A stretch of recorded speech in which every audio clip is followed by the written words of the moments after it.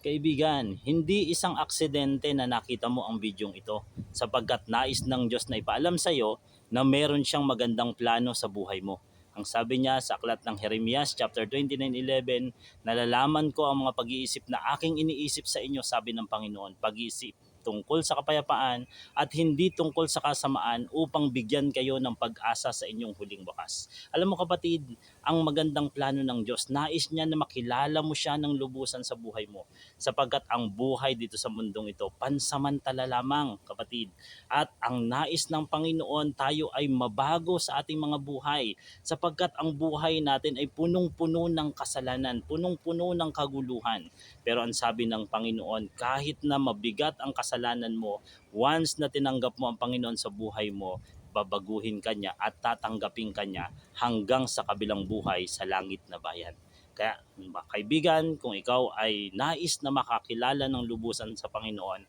mag-comment ka lang sa baba at hayaan mo na ang Panginoon ang kumilos sa buhay mo. Sasagutin namin ang mga tanong mo kaibigan sapagkat mahal ka ng Diyos